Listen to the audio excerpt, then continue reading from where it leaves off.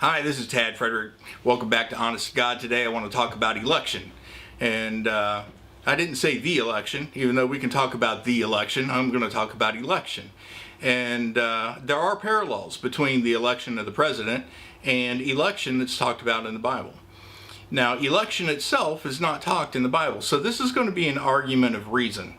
There are biblical principles that are here that are spelled out, but I don't have the chapter and verse to tell you. Ephesians talks about predestination and election that most pastors want to just shy away from.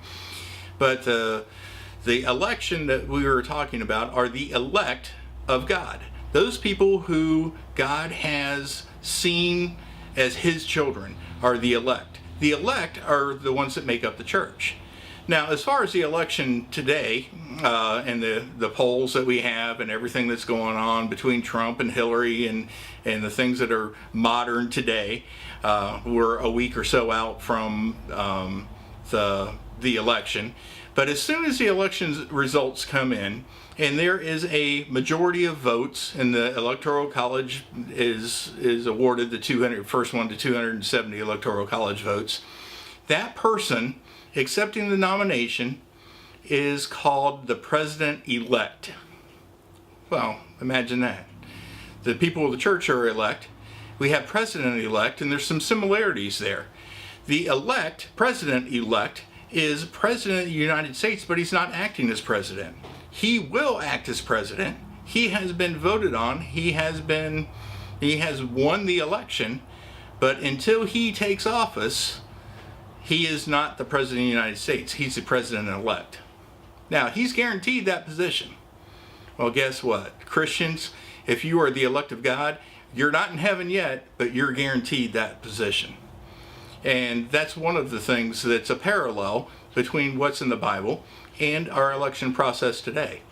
The other thing is that we are a free nation. We're a free nation because we have freedom to do things that we want to do underneath the law of this land. And guess what Christians have? They are free. They have freedom of sin, freedom from sin.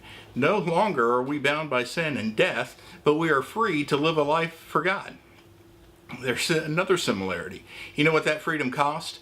That freedom cost in the United States of America cost soldiers' lives. We've had many conflicts to protect our freedom, and we've won those conflicts, but at a great cost, the cost of Americans' blood. You know the freedom that it costs for our salvation, to become the elect of God? It costs a precious price of the blood of Jesus Christ. So there are the three things that are paralleled in our democracy today, in the election of the president and the elect of God, is that if you are saved, if you are a Christian, if you are part of the elect, then you are free from sin. You're guaranteed a place in heaven, and it costs a great price. If you're United States of America and you're an American, guess what?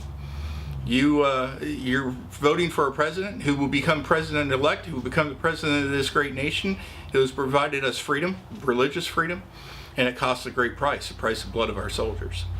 So if you're a Christian out there today, and you're all over Facebook and all over everywhere talking about how the nation is going to be destroyed if Hillary wins, or how this is all messed up and you can't vote for a non-ethical president if we're trying, take this opportunity, spread the gospel, tell people about how God has accepted them, has given us a free gift, has given us the opportunity to accept a payment that Jesus Christ made on the cross by shedding of His blood to provide us freedom from sin so that we can spend eternity in heaven.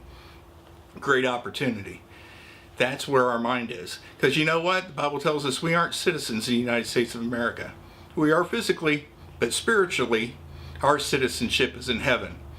I want to just ask you guys to act like that and take this opportunity, use these parallels, and spread the gospel and let people know about God.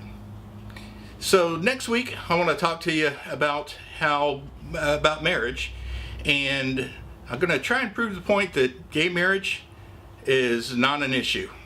Not for Christians, not for God, not for our nation. It's none of our business.